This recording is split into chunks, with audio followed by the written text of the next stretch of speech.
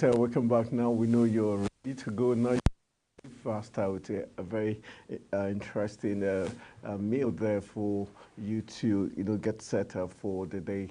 Talking about the very first day of March, 2024. All right, like they do every New Year, people take resolutions. For the month of March, I've decided I'm going to march forward in everything I do. Looking back, make sure results are achieved every single week, not daily. Well, funny enough, I know it's every year. There's a resolution, not every month. Yeah, funny but enough. I think to be more successful, we can begin to make it monthly, so that you're sure that okay, for this month, this was what I achieved, and all that. But let's don't bore you with our personal plans. Let's give you some tidbits. Let's take you to the House of Representatives. Something interesting is playing out there. Still on this Stephen Oronsaya's report, when it was first submitted to the federal government in 2011 during the Goodluck Jonathan's era, not much was done. Like they said, it was kept in the shelf. And fast forward 2024, the current government, Tinubu administration, decided to dust it from the archives and try to bring it back to life. But something else is panning out now. Now we hear the House of Representatives on Thursday said that report was outdated. It needed to be reviewed again. And the question is it true? For me, I feel it's not outdated because things have gotten worse. Because the idea is to slim, reduce cost of governance. If then they wanted to do that, and if you check the rates since 2011 up to now, we've got more agencies, more commissions. Yes, organizations. So it fits the bill because it's still going to get that. The essence was to reduce the number of parastatals and merge those that have that duplicating functions. So I think for me, the excuse or reason doesn't hold water. I think it's just they're just trying to make job for the boys. Now they're setting up 23-man committee. Why do you need 23 men to look at what Stephen, just one man? Different ideas. But I feel different recommendations. But we're looking at slimming the government. If those ideas will end up still bloating it, because at the end of the day is to reduce the number of agencies and parastatals. So I think 23-man committee is too large for such. Because it's now going to take time, and suddenly I think it's just a way to try to protect their own interests. Ministries that have people they have interest in will not be merged, or if it's merged, they will not influence the positioning of certain people. For me, I think that's what they're trying to play at. Well, for me, I think it's a step in the right direction for the Onosare report to be reviewed, because a lot of individuals are, believe it or not, will be out of jobs. Those that are not relevant will be out of jobs, although the federal government has said no one is going out of jobs and all of that. But it should be reviewed on how to place these individuals. Like we say, the elephant in the room, different directors coming in under the same umbrella once these organizations or parastatals are merged. It's going to be something really different. It's not as easy as you think, Anthony. A lot of directors who have different views, who have different experience are coming together. So who is going to lead who at that point? So who's going to head which department? Is someone that is already in a higher department going to head a smaller department? It needs to be reviewed critically so you will not truncate or step on anyone's shoes. I think no, it should be more from my perspective. I hear what you say, but I'm looking at the fact that it shouldn't be about the individuals now, because that has been the problem we've always had in Nigeria, looking at individuals, having strong individuals rather than strong institutions. So I'm thinking once the institution is strong, every other person, whether you're a director or not, you're going to fall into line. Anthony. Because if we have, for example, we have 7 directors and they had different establishments, department, like you said, and these departments are merged. All they need to do is second them to different states. They mustn't all be in Abuja. Okay, second them to different states for them to handle different portfolio. Okay. And we know that in Nigeria, most times people are put in places not based on what they studied, but because of needs. So now they can now restructure them to basically as regards what that organization needs. And so I think based on that, and we're talking about state policing. We're going to be needing all these directors to place certain rules.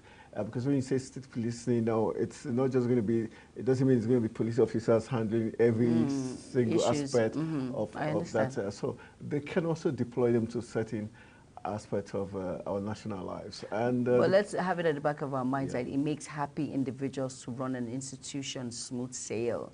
It makes individuals who are really ready to put in all their work. For someone who has been demoted, who is placed in that particular department, do you think he's going to function with a smiling face? The way it is now, nobody's going to be demoted. Probably what they're going to do is you're not sure. Put in a test. There's going to be verification and test. These parastatals are going to be merged. You're not sure. Yeah, they're going to be merged, but you know, there's what they call personal improvement, or like, let's assume you've been a director. When you were a director, you had masters, and you get someone who has more than master's degree or whatever.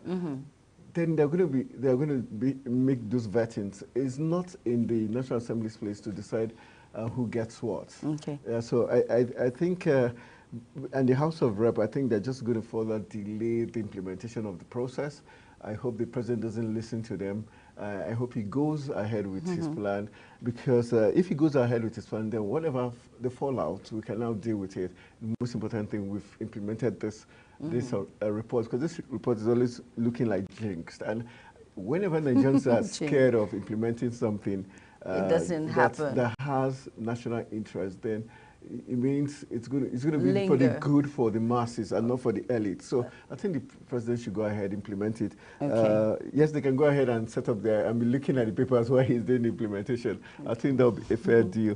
You have something for the NDIC? Yes, NDIC, and it says the Nigerian Insurance Corporation says it has reversed a deposited of 179 registered microfinance and 4 primary mortgage banks across the country. And now the managing director of NDIC, Dr. Bello Hassan, he stated this, that the NDIC special day during the ongoing 45th Kaduna International Trade Fair on Thursday. Hassan, who was represented by NDIC's Deputy Director Communication, Hawa Gambo, insisted that the corporation's priority was the protection of Nigerian depositors' funds of licensed banks in distress. Now, according to him, carrying out its statutory functions, the corporation has introduced a single customer view framework to expedite payment to depositors of closed banks. I think this is a step in the right directions for individuals who have deposited their monies and banks are closed. You know, it's a very devastating and very frustrating issue once your money is in a bank and the bank has financial issues. So they can actually fall back on this and get their monies out of those banks. That's a step for me. Yes, I think that's the mandate, the statutory mandate of NDIC. That's one organization I've noticed has stuck to its mandate and has been getting the job done. Yes. But one good thing, why they always get their job done, is that they pay their staff really good, and it makes like that smile on your face. That's what I'm trying to tell you, that it takes happy individuals to run an organization, take it to a particular standard. Yeah, because, you know, when you remember your paycheck, you don't want to play with your job. No, you don't. You get the job done. And I think we have to give kudos to the managers. And they've found a very good way of always having great MDs, people who run the NDIC. Who knows their onions. And I noticed they tend to be, there's this federal character in the NDIC where each of the management, you see, one is going to come from the south, the next is going to the northern region, it goes to the southeast. So they have a way of balancing the act out. And I think there's lots of things there. Other ministries and then agencies and commissions could learn from the NDIC, and you hardly hear them in the news. They look more like a secret agency, but SSS, because you hardly hear them. You only hear them when they do something like this, and I think other parastatals and commission take a cue from the NDIC. Yes, they can. And, okay, other stories making the rounds. We see the Minister of the FCT, Nyesom Wike, commenced the enrollment of the vulnerable pregnant women in the Federal Capital Territory into the Federal Capital Territory Health Insurance Scheme. The Mandate Secretary of the Health and Environment of the FCT, Dolapo Fasawe, revealed this on Thursday in Abuja. She disclosed that this is meant to, you know, protect and also help pregnant, especially the vulnerable groups, those that cannot, you know, help themselves financially and otherwise do not have access to great medical medical health This reminds me of what the last two three administrations in 2011, what Goodluck Jonathan did with Shopee. Shopee was amazing because it went across the all borders. Yes, the 6 geopolitical zones. I remember going to Kaduna, going to Kafanchan to do this conditional cash transfer.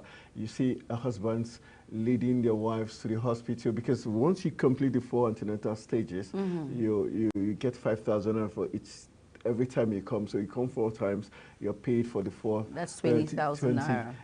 Then when you deliver at the center, you paid another 20,000. 40,000. So they're always getting monies, and you see them on the queue. They're giving biscuits, drinks, so everybody's happy. So it was a very huge success. At that rate, we noticed Nigeria's mortality rate in terms of infants reduced drastically. Yes. We saw there was this training we had for this healthcare workers, those at the rural areas, and also improved the healthcare service there. Then there was this issue of, would go to the general hospital, ensure that the referrals they got was attended to. There was so much monitoring system for the Shopee process, and it was one of the most, for me, one of the greatest programs, social investment programs, the administration. I think it has to do with the awareness in which it created, giving that awareness to individuals in the rural areas, because those are the ones that suffer the child mortality rate. It's really, really high, because they feel the hospitals are too expensive. They have too many equipments. Some do not believe. They believe in the home birth. They believe in the midwife coming to the house. And that was really worked on. There was a lot of sensitization on how to dispel that it wasn't good enough. It wasn't good enough. They believe in the traditional way of giving birth, the traditional doctor coming in and doing some things according to you. And then, so that awareness is very important, and for me, that's I think kudos to the FCT. Kudos, FCT minister. I think this is the second thing he has done in a row. We also remember the transportation scheme that has kick-started, hoping to stop the one-chance menace, and we're giving lots of credit to the FCT minister and the administration. Hoping this, we hope it's sustained and it's continuous, and we hope it goes across all the area, 6 area councils of the FCT. Yes, it does. All right. Some on the yes, we say global or international scene. We're looking at Chad Republic, where yesterday the news broke as regards some attempted coup in Chad Republic. Very sad.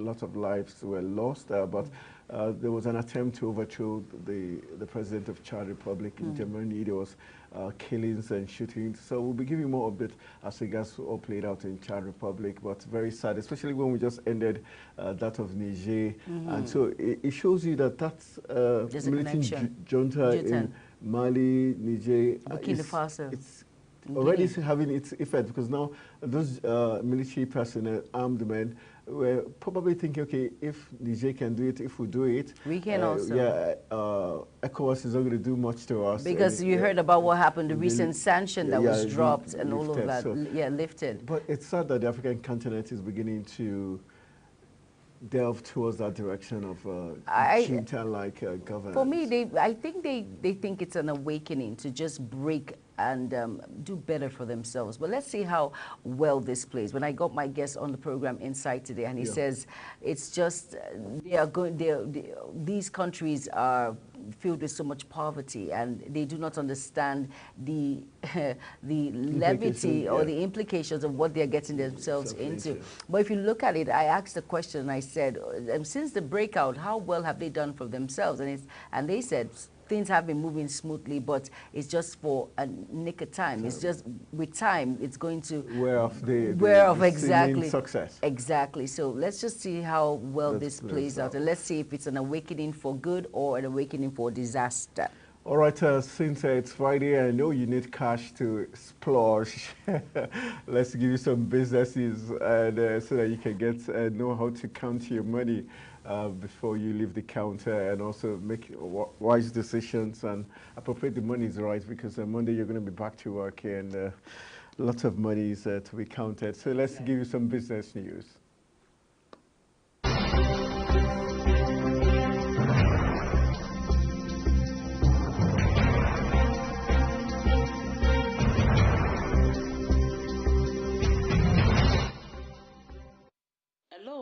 welcome to Business Reports on Global Morning. The Nigerian National Petroleum Company Limited and the Organization of Oil Exporting Countries, OPEC, have pledged to work closely together to achieve the nation's aspiration to attract investment and grow production. The two organizations came to this accord when the Secretary General of OPEC, Ethem Algaz, paid a courtesy visit to the Group Chief Executive Officer of NNPC Limited, Mili Kyari, at the NNPC Towers in Abuja. Speaking at the event, Algaz stated that OPEC is completely aligned with the NNPC Limited vision as captured in its payoff line, Energy for Today, Energy for Tomorrow, because of its inclusive view of energy as opposed to the view being pushed in some quarters that some sources of energy were bad. It disclosed that in spite of the pushback on oil and gas, the world will require about $14 trillion investment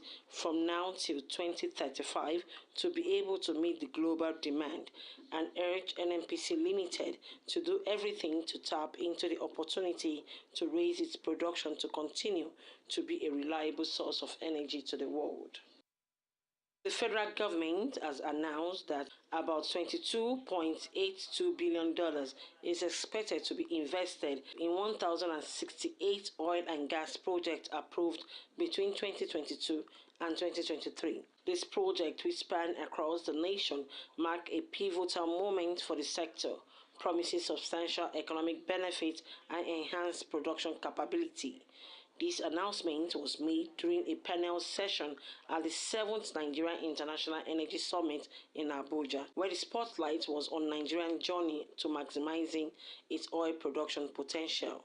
The Chief Executive Officer of Nigerian Upstream Petroleum Regulatory Commission, Gbenga Komolafe, noted the nation's technical capability to produce 2.26 million barrels of crude oil per day. Komolafe shared insight into Nigeria's strategy to align closer to the oil production quota set by the Organization of Petroleum Exporting Countries, emphasizing the country's ongoing efforts and the significant progress made in the oil sector.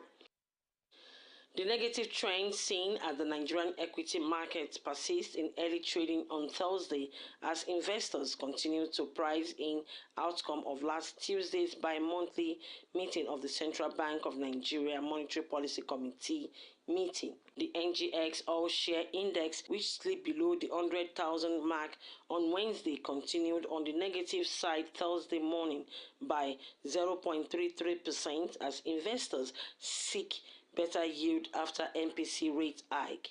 The Monetary Policy Committee meeting on Tuesday at the end of its two-day bi-monthly meeting raised the monetary policy rate MPR by 400 basis points to 22.75%. The MPC also changed the asymmetric corridor from plus 100/-300 to plus 100/-700 around the MPR, raised the cash reserve requirement CRR from 32.50% to 45%, while the liquidity ratio was held constant at 30%.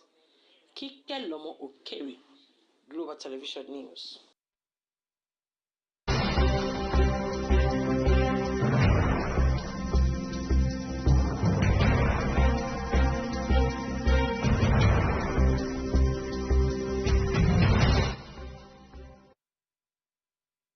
All right, welcome back. While we were talking money matters, it spiraled into more money matters, and we started talking about someone who had plenty of monies too. And his name is Paul Pogba, and I don't know if you remember him. And I'm so pleased that it's Juma that reminded me about the Pogba case. I'm a sports person when it comes to football. Are you kidding? So we were talking about Pogba, and I hope my producer would do it to help us remind the viewer there who Pogba is. Paul Pogba is a French player who played for Juventus, played for Manchester United, and had issues with his brother and a group of friends who, when he went back to the city or Zanga or state, or depending on what term you want to use, where his neighborhood where he started football from.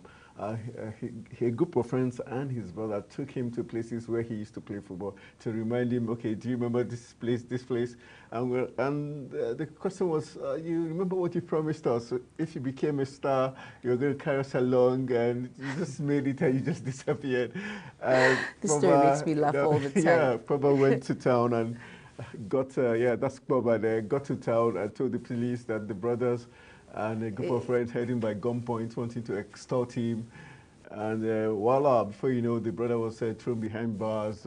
And Pogba, when the first game he played for Juventus, he got croaked, injury. Second game, the same thing. And now Pogba was found to have taken drugs, enhancement drugs, and now he's been banned for 4 years. Yeah, so is that karma?